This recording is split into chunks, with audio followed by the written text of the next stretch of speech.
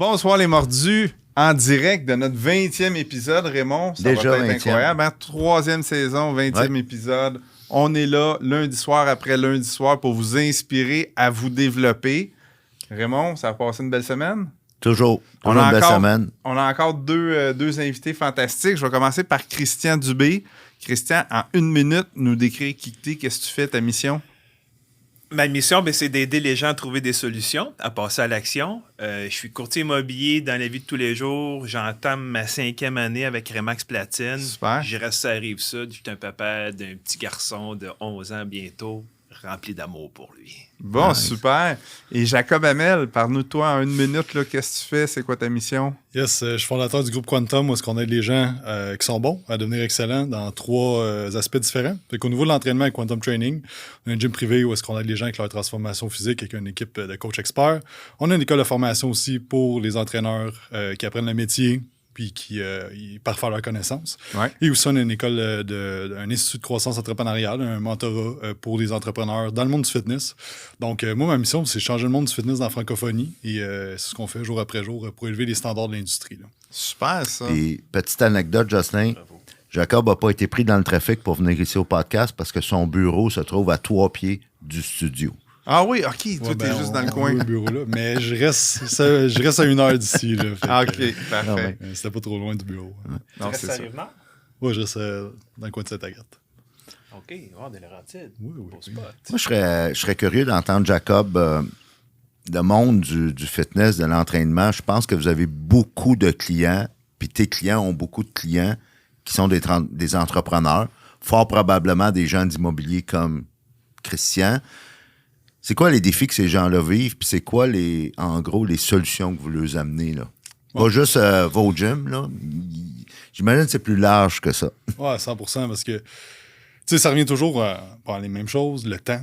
Tu sais, c'est genre manque de temps au niveau de faire tes lunchs, au niveau de t'entraîner, au niveau de prendre soin de tes habitudes de vie, tu sais.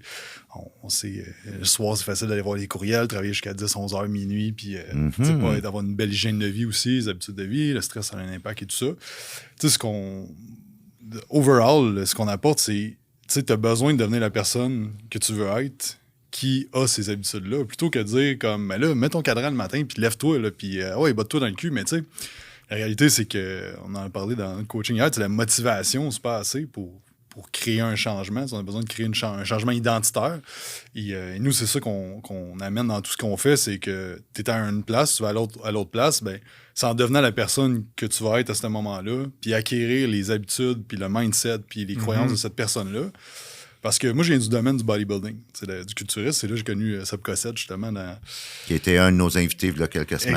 Exact. Il y a de ça, de 10-12 ans. Puis l'affaire, c'est que le culturisme, ce qui est intéressant, c'est que c'est un mode de vie. Ça veut dire que tu t'habilles comme un bodybuilder, tu manges comme un bodybuilder, ça devient ton identité, comme un athlète dans n'importe quel sport, et tout découle de ça. Donc, dans ton identité, c'est que tu manges tes repas quand tu es en famille avec d'autres mondes. Donc, ça devient tellement ancré en toi que tes choix deviennent faciles, c'est même plus une corvée de le faire. Moi, je pèserais sur le piton, là, parce que pour de vrai, c'est ça. Tu t'habilles comme un bodybuilder, tu manges, tu vis comme un bodybuilder, tu deviens un bodybuilder. Identité. Identité. Si mon identité, dans 20 ans, je la définis aujourd'hui, le chemin que je vais parcourir jusqu'à là-bas va me permettre de me rendre là. Puis, tu sais, si On dirait que tu as lu le livre. Je pense que j'ai lu. Je pense que j'ai lu. Ça se passe entre les deux Mais c'est oreilles. puissant, ça. Ouais. C'est puissant. C'est très là. puissant pour de vrai. Tu sais, C'est puis- pour ça que j'ai arrêté. D'habitude, c'est pas moi qui paye sur le piton, Ouais. mais c'est très fort. Si les gens de tous les épisodes de podcast peuvent se rappeler juste de ce bout-là Ouais. et de le mettre en pratique, ils vont réaliser des grandes choses, c'est sûr et certain. Ouais, bien d'accord avec toi, Justin, là-dessus, parce que dans le fond. On veut t'entendre. Ouais, c'est bon, c'est bon. Parce que dans le fond, tu sais, comme tu dis, quand tu te projettes plus loin, puis dans le quotidien aujourd'hui, tu fais des actions. Ouais. Si tu n'es pas aligné avec ce que tu t'es projeté, t'arrêtes tout de suite. Non, ça sert à rien. T'arrêtes tout de suite. Ça, c'est un takeaway de malade. Puis quand tu réalises ça, tu fais comme, oh, attends une minute.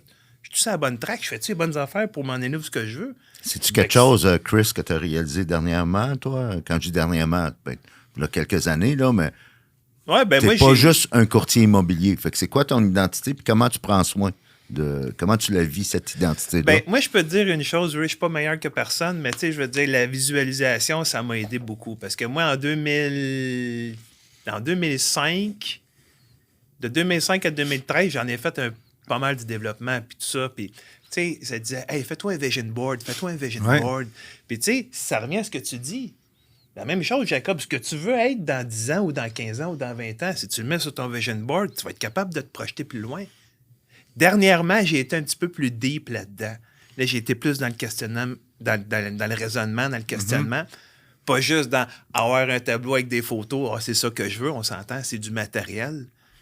Il y a plus que le matériel dans la vie. Là. Je pense qu'avant d'avoir le matériel, il faut que tu sois en dedans de toi ce que tu veux vraiment. Ouais. Puis ça, je l'ai réalisé dernièrement. Tu sais, vraiment Faut que tu le ressentes par en dedans. C'est pas juste de te déguiser dans le personnage que tu veux devenir, mais tu l'as rajouté tantôt, tu fais les actions au quotidien et tu le vibres en dedans. Tu sais, c'est pas pour rien que la musique nous amène des émotions, hein, parce que ça vibre en dedans.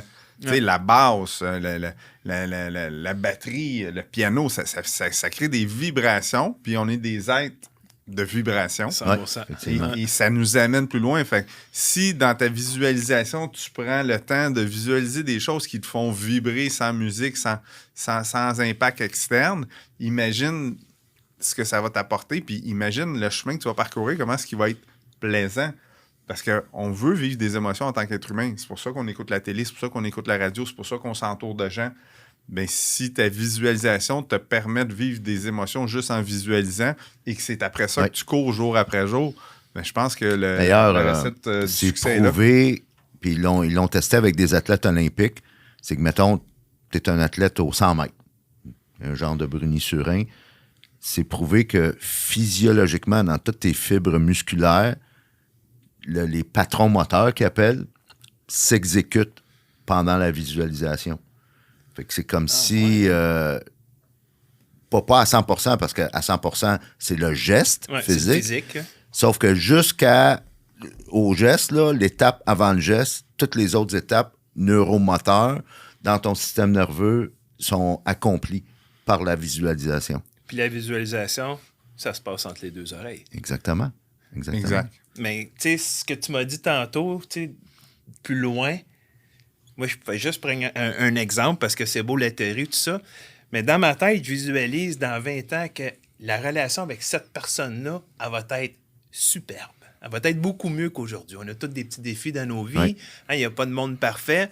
Puis que tu sois investisseur immobilier, que tu sois coach ou que tu fasses n'importe quoi d'autre dans la vie, on est avec des êtres humains. On vit des relations, tu sais. Puis je me visualise avec la relation d'une personne que j'ai présentement qui n'est pas au niveau que je voudrais. Puis quand je la visualise, dans 20 ans, dans 15 ans, dans 10 ans, dans 5 ans, whatever, je me dis, ça va être tellement mieux, ça va être bon, ça va être... Puis aujourd'hui, si je fais de quoi qui n'est pas aligné avec ça, j'arrête tout de suite. Fait que pour moi, là, ça a été un gros eye-opener. Là. Es-tu en train de dire que ton futur, maintenant, détermine ton présent? 100%, mon ami. 100%. Puis c'est vrai. C'est spécial. Où est-ce que je m'en Bravo. vais? Si je suis pas aligné avec ça, parce que c'est important de l'écrire, puis c'est important de le mettre sur papier, puis vraiment, moi, j'allais dans mon bureau en face, j'imagine, vous autres aussi, vous avez ce genre d'aide visuelle-là qui vous ramène dans le quotidien. Moi, je le mets visuel, puis je le lis à tous les jours, tu sais. Je pense que le plus important avec ça, c'est que, tu sais, parce que l'industrie du développement personnel, c'est une industrie de 40 milliards, je pense, aux États-Unis. Tu sais. Ouais. Puis est-ce qu'il y a vraiment du monde autant qui réalise leurs rêves que cette industrie-là? Tu sais? Puis l'affaire, c'est que je pense que c'est bon la visualisation, mais l'action doit être tout de suite après. Là, Oh, pépite d'or à nouveau. Je veux faire un peu de millage sur ce que tu viens de dire. C'est vrai que c'est des dizaines et des dizaines de milliards, l'industrie du développement personnel. Et voici pourquoi 80-90% de cet argent-là est gaspillé. Parce que l'être humain est pas capable, en tout cas, c'est le plus gros défi de l'être humain, c'est de s'auto-observer. Les clients en coaching que j'ai qui abandonnent, c'est parce qu'ils sont rendus au stade de s'auto-observer, puis ça fait trop mal. Ça Ils le lâchent. tente plus. Ils lâchent. Puis ils vont même pas me demander de remboursement, là. Ils vont m'avoir envoyé des milliers et des milliers de dollars, puis là, en milieu de processus, puis peut-être même avant, des fois, là, j'en ai vu après 2 séances, là, ils sont disparus. Ils m'ont jamais demandé de remboursement parce qu'ils n'avaient pas réalisé que dans un processus de coaching ou de développement personnel, il faut que tu t'auto-observes. Fais face à la musique. Tu sais, quand tu te regardes Ouais. dans le miroir, tu sais, puis de se questionner, c'est tellement bon. Ouais. Tu sais, on en parlait justement dernièrement. Tu as des bons coups, tu te questionnes, hey, pourquoi j'ai réussi à faire ce bon coup-là? Puis tu sors tes skills, tes habiletés, tes compétences qui ont fait que tu étais capable de te rendre là. Puis des fois, ben ça, c'est le fun, mais quand tu as des moins bons coups, Faut que tu te regardes dans le miroir quand même. faut que tu te regardes dans le miroir encore plus parce que tu veux t'améliorer. L'être humain est imparfait, est insatisfait, on veut toujours plus. Ouais. Fait que tu dis, hey, bon, faut que j'apprenne de mes erreurs. C'est un peu ça, vous êtes dans le coaching. Tu as deux manières d'apprendre dans la vie. Tu le fais toi-même, tu fais des erreurs, tu essaies de te relever ou ben, tu te fais coacher par du monde qui le font puis qui l'ont déjà fait avant toi puis tu peux apprendre de leurs erreurs. Tu sais. Je pense que c'est l'ouverture à ce coaching-là. Tu sais, là, se regarder dans le miroir, oui, ça fait dur. Ça fait dur. C'est difficile. Je sais pas pourquoi j'ai dit ça fait dur. Parce que tu te lèves le matin. C'est ça, T'es moins beau. Lendemain de veille, oui, c'est sûr que ça fait dur. Non, mais c'est difficile de se regarder dans le miroir, ça fait mal. Mais s'auto-évaluer, comme tu dis, puis apprendre à être coaché puis à être critiqué régulièrement. Ouais. Tu sais, quelqu'un d'autre te dit qu'est-ce que tu penses tout bas puis que tu essaies de taire, mais tu te fais mettre comme à ta place assez vite. Puis là. je vais en profiter. Je sais que c'est pas le but du podcast, mais faire un peu de promotion sur ta personnalité, Jocelyn. Ce qui fait ta grande force, c'est que tu as cette humilité-là, tu es capable de t'auto-observer.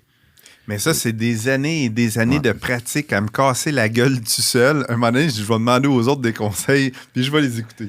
mais t'es capable, tu sais, t'es le genre de gars que peu importe les succès que tu as atteints en entrepreneuriat ou en investissement immobilier, ben, tu vas jamais t'en vanter. Tu gardes tout le temps cette humilité-là et tu vas tout le temps chercher. Puis ça, tu vas t'en servir après ça comme effet de levier pour que les autres aussi puissent y croire. Fait que ça, c'est vraiment de prendre une petite pause de 30 secondes pour te faire ce Ouais, mais je vais compliment-là. rajouter peut-être un 15-20 secondes par-dessus. Puis, tu sais, le fait d'écouter puis d'être coachable, ça veut pas dire que tu vas prendre cette porte-là quand même. Tu sais, là, j'écoute Raymond quand il me coach. On se connaît pas beaucoup. Si tu as des conseils à me donner, ça me donne quoi de renchérir puis de dire je suis meilleur que toi puis je connais plus que toi. Je vais écouter le conseil. Ça se peut que présentement, ce conseil-là me convient pas. Mais après réflexion, ça se peut que je dise hey, je vais juste prendre une partie de la recette à Christian et la refaire à ma sauce à moi, puis là, je vais l'aimer. Parce que c'est ça, la vie, hein? Tu te promènes autour, tout le monde a ses ingrédients pour la recette parfaite. Tu prends les ingrédients où ce que tu veux, et là, à partir de ces ingrédients-là, tu bâtis ta propre recette. Un petit peu plus de sel, un petit peu plus de... Mais Jocelyn, un petit peu plus de piment, un petit peu comme tes pizzas. Mais Comme les pizzas, c'est bon, ça. t'es ouvert, toi, au feedback. Oui. Tu sais, ce que tu disais, Ouais. Ray, c'est qu'il y a du monde qui vient de faire du coaching avec toi, puis quand c'est rendu de se regarder dans le miroir, faire... Ça ferme. c'est quoi le mot? L'introspection. L'introspection? Ouais. Ah, là, ça fait trop mal, je m'en vais. Tu sais? Ouais. Ça en est un Golden Nuggets, là. Ouais. Hey, il y a une couple de semaines, je commence à regarder ton podcast, mais j'entendais pas ça nulle part sur le web des Golden Nuggets. Là, ça sort partout. Ouais, fait que, tu sais, là, moi, tu je vas pense que pas ça en ça. est Ouais. une de Golden Nugget de dire, tu sais, d'être capable de te regarder, On te la donne, de te Christian. regarder On te la dans le donne. miroir, tu sais. Ouais. Puis si toi, t'es pas capable de te donner le feedback parce qu'il faut que tu sois hyper honnête avec toi-même, là, on s'entend, ben ça te prend une vue externe, tu sais. Jacob, au-delà des entrepreneurs qui ont besoin de prendre le santé en main que tu coaches à travers ton gym privé puis ton programme d'accompagnement, tu coaches aussi des coachs. Ouais. Puis tes aides, de ce que je comprends, au niveau business. C'est quoi leur défi, puis c'est quoi le processus? C'est où tu les amènes? Ouais, c'est une bonne question. Puis ça revient un peu à la même chose parce que j'ai inventé, entre guillemets, le terme entraîneur-entrepreneur. Parce que dans le fond, en anglais, ils disent fitness professional, whatever, mais en français, comme rien. Mais c'est exactement ça le concept. Fait que moi, dans le fond, notre job à travers notre mastermind, c'est de passer des entraîneurs à entrepreneurs. C'est de changer l'identité, changer la façon de penser. Un entraîneur. Ouais. Ça pourrait être bon, ça pourrait être bon. Non, mais check bien où est-ce qu'on s'en va avec ça. là. Mais Je te moi, laisse- juste je te savoir, laisse juste aller. pour je veux pas te couper, là, même si je le fais, tu fais du mastermind. Ouais, ben dans le fond, notre école d'Institut de croissance entrepreneuriale, on a un groupe de mastermind, 35 entrepreneurs dans le monde du fitness. Puis là, dans le fond, c'est tout ce qui est skills, marketing, vente, gestion, mindset. Sur une base mensuelle, hebdomadaire? En fait, nous, c'est sur un an. Tu rentres là-dedans, dans le fond, puis c'est ongoing. On a des événements, on a 3 événements par année. La semaine, dans 2 semaines, on a justement ici, là, on a fait notre journée de Noël. On a des coachings. Pas Noël dans 2 semaines. Déjà. On le fait avant. Vous êtes dur avec nous autres. Mais fait que c'est ça, c'est vraiment un mentorat semi-privé, dans le fond. Il y a du mastermind, il y a de la formation, il y a de l'accompagnement. On a un expert invité par mois. Parce que c'est quelque chose de quasiment essentiel là, pour tous les gars qui sont dans l'entrepreneuriat puis qui veulent tu sais, booster, aller à un nouveau niveau. Le mastermind, c'est là que je veux ramener c'est parce fort, que là. les gars sont pas toujours conscients qu'ils sont dans l'entrepreneuriat quand tu commences à travailler avec eux autres. Puis Exact. pourquoi je voulais t'amener là, c'est que dans mon écosystème à moi du coaching, tu as des coachs, puis tu en as qui sont dans la business du coaching. Parce qu'il y a des coachs qui crèvent de faim. Parce que Ouais. c'est juste des coachs. Et j'amène ça à notre communauté, Jocelyn, d'investisseurs immobiliers. Un de mes gros défis comme coach, quand je coach un investisseur immobilier en devenir, c'est de l'amener à avoir un mindset d'entrepreneur. Parce que, tu veux faire de l'investissement immobilier parfait. Puis c'est pas mal d'être employé, mais ça se passe entre les 2 oreilles. Il faut que tu Puis vois ça comme une business. Faut que C'est tu vois ça comme Ouais. une business. Fait que là, dorénavant, c'est plus comment ça coûte. Pour employer tes paroles. Combien ça rapporte? Comment Combien ça ça rapporte? Ah ouais, 100%. Fait que c'est pas mal ça que tu vis avec eux autres aussi, Ouais, j'imagine. 100%, parce que, tu sais, ils ont un mindset très « je suis expert dans ce que je fais, j'aide les clients, on a des résultats ». Mais là, je me rends compte, ça dépend où est-ce qu'ils arrivent, mais il y en a qui arrivent que ça fait des fois 10, 15 ans qu'ils sont dans le domaine, un peu comme Seb, ça fait super longtemps qu'il est dans le domaine. Puis il y en a plein d'autres que ils font du privé dans un gym privé à leur compte. Ils placent des poids, ils comptent des reps depuis 10 ans, 15 ans. Ils sont brûlés de faire ça. 40 heures par semaine, c'est lourd faire ça. Ils n'ont pas de liberté, ils n'ont pas de liberté financière, de temps, de rien à travers ça. Puis là, c'est comment qu'on switch parce que là, ils sont très dans le technicien. T'sais. Fait que là, c'est comme, OK, mais là, il faut que tu mettes ton chapeau d'entrepreneur, de marketeur, de vendeur, de gestionnaire, de visionnaire. D'influenceur. Exact. Parce que c'est ça aujourd'hui, là, tu sais, n'importe quel coach, il a son côté influenceur, là. Il est là pour influencer du bon côté, mais tu sais, je vois pas le terme péjoratif, là, l'influenceur, réseaux sociaux à proprement dit, là, mais c'est d'influencer les gens autour de soi, là, de coacher les gens. 100%. Fait que, tu sais, ça revient à un chiffre identitaire, mais ça. Des fois, c'est long, puis des fois, il y a des grosses barrières mentales de comme, OK, tu sais, parce que les entraîneurs, c'est comme une bébite un peu à part, là, de ce que je connais, c'est que ça care pour les gens, ça veut vraiment aider les gens. Tu sais, il n'y a personne qui va là-dedans pour dire, hey, je vais faire des millions avec ça. C'est vraiment pour aider les gens, pour transmettre leur passion. Fait qu'ils sont très dans ça, ils veulent pas demander, ils veulent pas la vente pour eux. C'est comme, non, moi, je veux pas mettre de pression, mais tu sais, c'est tout changer ces croyances-là, puis d'amener de l'identité dans notre parcours. T'es entraîneur en premier, après ça, tu deviens entraîneur-entrepreneur, après ça, tu deviens entrepreneur-entraîneur, puis graduellement, tu deviens juste entrepreneur, puis là, tu gères une business, tu sais, mais c'est un long parcours. Tu as dit, Jacob, un mot magique, là, puis je veux le relever. La vente. C'est que peu importe ce que tu fais dans la vie, que tu sois couturière, mécanicien, changeur de pneus, courtier immobilier ou peu importe, coach d'affaires, tu es tout le temps en train de vendre. Ouais. Il faut, dès que tu ouvres la bouche, tu es en train de vendre. Fait que, oui, ils veulent faire une différence, tes entraîneurs, ben, ils n'ont pas le choix de vendre. Ils sont mieux de vendre mieux. 100%. Parce Oui, que tu peux pas faire une différence si tu veux pas vendre. Parce que 100%. vendre, c'est faire une différence. Ah, puis le service commence là. Tu sais, le premier contact, tu rentres dans un restaurant, mais le premier contact, c'est la personne qui vient te voir à l'accueil. Ben, nous, dans notre domaine, le premier contact, ça va être ses réseaux sociaux, puis après ça, un appel avec toi. Fait que ça, c'est le premier contact. Fait que nous autres, ce qu'on essaie de changer, c'est le service commence là. Puis, dans le fond, moi, je fais ça, mais j'ai une business de coaching. Fait que moi, j'essaie plein d'affaires depuis 10 ans là, de comment faire les trucs. Puis, nous autres, on a du feedback que les clients ont un premier appel avec notre équipe de vente, puis ils nous envoient un message à dire comment ils ont aimé l'appel, puis qu'ils se sentaient accompagnés, puis qu'ils se sentaient bien, puis Ouais. que ça leur donne confiance. La relation. C'est ça, c'est de bâtir une relation. Là, j'imagine en courtage, c'est Pareil. une question de relation à base. Je suis persuadé, moi, que l'immobilier, c'est pas transactionnel, c'est relationnel. Mais on va aller là, Christian. Mais attends une minute, j'ai une question pour toi, parce que tu dis que ça fait à peu près 10 ans que tu fais ça, 10-15 ans environ? Ben, j'ai commencé à coacher en 2017, mais j'ai ouvert mon premier gym en 2013. Fait que, Ça fait 10 ans. ouais. Fait que, tu sais, au début, est-ce que toi, tu te voyais moins bon en vente? 100%. Parce que pourquoi que je pense que je suis bon à aider les gens? C'est parce que j'ai fait exactement le même processus dans 10 ans. T'sais. De ce que tu coaches. Exact. Fait que, tu sais, là, moi, ce que je trouve vraiment, vraiment cool, je pense à Kevin Perica qui a un gym ici. Tu sais, eux autres, en 2 ans, ils ont ouvert leur gym, ils ont bâti une équipe, ils ont bâti des systèmes, ils ont atteint des gros chiffres d'affaires. Moi, ça m'a pris 10 ans, mais là, je vois que le monde, on peut shorter ça en 2 ans avec eux par les erreurs, les trucs, les formations aussi, les mentors que j'ai eu à travers les années. C'est un de mes mentors de conférenciers, il dit « Let your long road be their shortcut ». Fait que ta longue route, c'est maintenant leur raccourci à eux. Ouais. Puis comme C'est entrepreneur... ça un peu le job d'un coach, je pense. D'un coach et d'un entrepreneur aussi, parce qu'un entrepreneur, tu es là pour régler des problèmes. Fait que ce que tu as vécu comme entrepreneur, ton parcours, quand on rentre dans le storytelling, de vraiment d'être capable de transformer des gens, on est des pushers de transformation. Puis c'est là que je veux t'entendre, Chris, sur au-delà de Ray Max, on s'occupe de tout. Qu'est-ce qui fait ta différence?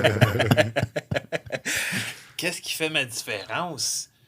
Ben moi, dans mes actes de courtage, un élément différenciateur, c'est tu sais, puis je veux pas me donner de crédit par rapport aux autres courtiers. Il y a plein de bons courtiers là, au Québec. Là, on est 15 000, je pense, quelque chose comme ça. Avant même de faire mon cours de courtier, j'avais déjà fait 200 PA dans ma vie. Là. Tu comprends? Et je faisais de la prospection pour des investisseurs immobiliers. Fait que quand j'ai fait mon cours de courtier, les affaires, des fois, que le professeur expliquait et que le monde ne comprenait pas, les nouveaux courtiers qui n'ont jamais... Puis là, je devrais pas le dire parce qu'on est enregistré, ça, je pense. Là. Mais tu sais, j'avais quand même des codes de courtier immobilier pendant 10 ans, là, avant d'être courtier. Je sais pas comment j'ai eu ça, mais bon. Fait que ça m'a amené plein de connaissances du système. Fait que quand j'arrivais à l'école, ben là, mais mon élément différenciateur dans le courtage, ou avant d'être dans le courtage, parce qu'avant d'être dans le courtage... Présentement, là, comme courtier, comme j'ai fait de la entrepreneur. construction, OK? Puis moi, quand je rentre dans une place avec mes clients, ben je n'ai vu des immeubles, je n'ai rénové, je n'ai strippé, je n'ai, tu sais, je sais c'est quoi une structure, là, un bâtiment, je sais comment que ça se passe d'un entre-toit, puis comment que la quincaillerie vient avec ça. Fait que quand je rentre quelque part avec quelqu'un, puis il dit « Ah, il y a un petit peu d'humidité dans le bas du mur, mais je suis capable de lui montrer c'est quoi, puis lui montrer des photos de qu'est-ce que moi j'ai déjà fait. Puis, tu sais, fait l'accompagnement à travers de l'inspection, c'est crucial. Là. La clause 8.1 d'une offre d'achat, souvent les offres d'achat, c'est là qu'ils tombent. C'est là qu'ils tombent, hein, tu c'est sais, Jocelyn. Hein? Trop souvent pour trop de niaiseries. Exact. T'sais, soit l'inspecteur veut trop bien faire son travail et démontrer que c'est important, et là, il fait, je dirais pas une crise, mais il fait un plat avec tout. Quand on fait comme, ben là, tu sais, on s'entend, là, on règle ça pour 200$, là, puis on règle ça. Voilà. Puis là, à la fin, ben, tu sais, il y a un 7, 8, 10, 15, 20 000 à mettre sur l'immeuble, mais les gens, à l'inspection, ils se rendent pas compte hein, que tu achètes un immeuble qui a 20 ans, à 1 million. Tu vas en avoir des affaires à faire. Là. Attends-toi que tu aies 100 000 à mettre dessus. Tu vas en avoir des affaires à faire. Mais un bon propriétaire immobilier va étirer chacun des postes de dépenses au maximum. Ta toiture est bonne pour 20 ans. Parfait, tu à 18. C'est pour ça que je te le vends à ce prix-là. Il te reste 2 ans. Non, mais on va changer tout de suite. Non, faut que tu l'étires, ces 2 ans-là. C'est les chiffres. Exact. C'est ça. Puis là, je comprends que toi, tu rentres comme nouveau, mais je te fais un prix en fonction que la toiture est à faire dans 2 ans. Mais ça se peut aussi que tu puisses les tirer 4 ans. Mais fais le calcul. Une toiture à 40 000 qui dure 20 ans, ben on s'entend. T'sais, si tu les tires 2 ans de plus, c'est beaucoup d'argent chaque année. Ah, et puis des fois, tu n'as souvent pas à faire de la dépense avant de le vendre. Fait que c'est mieux. Exact. Mais tu sais, que je te donne un exemple. La semaine passée, je rentre d'un entre-toit parce que moi, je suis le genre de courtier comme ça. T'sais. Je rentre. Ça, t'es courtier en T-shirt. Je suis en T-shirt, je suis en jeans à tous les jours, à part si je m'en vais quelque part. Mais tu sais, moi, mes clients ne m'engagent pas pour mon standing ou moi, je chauffe un pick-up. T'sais, les fins de semaine, je me promène avec des 2x4 dans le bois du truck. Juste pour te dire. Fait, quand je rentre dans l'entre-toit, puis là, tout de suite en regardant la trappe, l'inspecteur est à côté de moi. Moi, je me ferme la gueule. Là. L'inspecteur, tout de suite, je le vois, je dis, oh, c'est une trappe qui n'est pas bonne. T'sais. Là, tout de suite, il dit, ouais, ben la trappe ici, regarde, voyez-vous les traces, l'infiltration d'air, c'est pas hermétique. La madame, un instant, Canac, ça coûte 90$. Ouais, c'est ça. Là. Canac, 90$. Puis j'y montre des photos. Regarde, chez nous, je l'ai changé. J'ai mis 2 studs de même. J'ai bolté 2 studs de même. J'ai mis la trappe là. Puis après ça, j'ai mis des cartons. Puis j'ai monté 12 pouces de laine. Ouais. Fait que, tu sais, quand t'es capable... Parce que c'est ça, le but de la Mais on sent que toi, tu t'as vraiment la fibre entrepreneur. Hein? Puis, tu sais, l'acheteur de maison conventionnelle, il n'y a pas cette fibre-là entrepreneur. Lui, il veut une maison neuve qui n'aura pas une scène à mettre dedans. Mais, tu sais, il faut s'enlever nos œillères. Là. Quand tu achètes une maison, il va falloir que tu apprennes ces choses-là. Il va falloir que tu deviennes débrouillard à dire... Ouais. Parce que si à chaque fois, tu appelles un spécialiste en structure, ben c'est ça coûte cher. Ça n'a pas de sens. Ouais. Tu appelles un maître électricien parce que tu sens qu'il manque de courant quelque part ou un breaker saute de temps en temps. Mais oui, ça va coûter beaucoup d'argent. Ouais. Mais si tu deviens un petit peu plus autonome, si on veut, ou débrouillard, système D, il faut que tu t'informes. Bon sens. Il faut que tu t'informes. Exact. À cette heure, avec YouTube, tu n'as aucune raison de ne pas être informé. Tu sais. YouTube, Google, toutes ces choses-là, pour de vrai... Raymond dit souvent, l'information est tellement démocratisée que si tu n'es pas capable de faire une recherche avant de poser une question, petite recherche YouTube ou Google, c'est sûr que tu vas trouver la réponse à ton problème. C'est très rapide. Mais je te dirais, oui, l'élément différenciateur, là, c'est l'encadrement dans l'inspection puis dans les connaissances de la construction. Parce que souvent, là, les deals, ça tombe là. Les nouveaux courtiers, ils ne connaissent pas toutes les... Un nouveau courtier qui arrive, c'est sa première visite avec un client, puis il ramasse une maison qui est problématique. Ben là, puis là, on pogne un inspecteur qui est dans l'ego. Fait que toi, tu me payes, t'es l'acheteur, moi, je vais te montrer tous les problèmes. Mais tu sais, un bon inspecteur, c'est comme un bon courtier. C'est là pour sécuriser, c'est là pour informer. C'est pas là pour faire peur au monde, tu sais. Puis des fois, des inspecteurs, il y en a qui font peur, puis là, le monde se sauve. Mais il faut aussi que l'inspecteur amène une solution. Ben oui. Moi, j'ai le même trouble avec des notaires, et c'est pour ça que je jure que par mon notaire tout le temps, t'as deux types de notaires. T'as le notaire qui cherche le trouble, et qui te laisse avec le trouble. Puis tu as le notaire qui, sa job, c'est vraiment de trouver tous les troubles qu'il peut avoir. Mais quand il trouve un trouble, il dit, voici la solution à ce trouble-là. Voilà. Mais tu sais, le type de notaire qui fait comme, hey, je suis fier de moi, je viens de scraper une transaction. Ça t'a donné quoi? Ça donne fuck all. Le gars paye sa facture, puis il est pas content. Les intervenants payent la facture, puis ils sont pas contents. Ils reviendront pas chez vous, c'est sûr et certain. C'est comme l'inspecteur Jocelyn qui sort de la main là, il me dit, oh, je vais l'ai scraper, celui-là. Je viens de tout sortir des défauts. Ben oui, ça sert à quoi? Puis là, tu pognes un nouveau courtier, puis tu sais, je suis pas meilleur qu'un autre encore une fois, mais c'est sûr j'ai peut-être un peu plus d'expérience, mais tu pognes un nouveau courtier qui rentre dans la maison avec un nouvel acheteur, avec un inspecteur qui est dans l'ego, il sort de là, l'acheteur il fait comme, je la veux pas à la maison. Oui, mais le nouveau courtier aussi, des fois, va avoir peur. Tu sais, il a besoin de sa commission, pas d'expérience. Et là, il va faire comme, hey, on va vous en trouver un autre, madame, inquiétez-vous pas. Tu sais, ça fait comme pas de sens. Tu sais, chaque chose a son juste prix dans l'état qui est présentement, en tout cas en immobilier. Mais que ça soit un notaire, que ça soit un inspecteur, que ça soit un courtier, que ça soit un name it, là.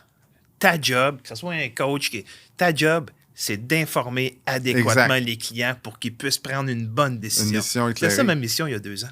Oui. Raymond, avant de conclure, t'aurais-tu des questions? Moi, j'aurais le goût d'entendre Jacob. On va passer carrément là, de l'immobilier d'un aspect beaucoup plus technique, si on veut, à la thématique de notre podcast, Jacob. Ça se passe entre les deux oreilles. Y a-tu, dans ton parcours d'entrepreneur, là, parce que avant d'être un coach spécifiquement dans le monde du fitness, du mieux-être, t'es d'abord et avant tout un entrepreneur, y a-tu une situation où soit que tu avais oublié que ça se passe entre les deux oreilles, ou que, justement, tu as eu du succès parce que tu étais conscient que ça se passe entre les deux oreilles? Un ou l'autre. Il y a eu plein de moments, mais je pense que la pandémie est arrivée. Nous, dans le fond, on avait le gym. Ce gym-là, où est-ce qu'on est? On a ouvert en 2019, en novembre 2019. Et dans le fond, à ce moment-là, dans l'équipe, on était 6-7. Je venais d'engager 2 autres personnes. Un mois avant que... Même pas, 2 semaines avant que ça ferme. T'sais. Fait que là, ça a fermé. Fait que là, OK, là, ça va durer 2 semaines. Fait que, OK, là, on se tourne à bon. Ça a été plusieurs 2 semaines en ligne, finalement. Exact. Puis là, on switch en ligne, puis tout ça. Ben là, tu sais, c'était gros de comme, OK, là, les payrolls, il n'y a rien qui arrête, là, tu sais, tout continue à rentrer. Puis on était moins solide un peu financièrement dans ces années-là.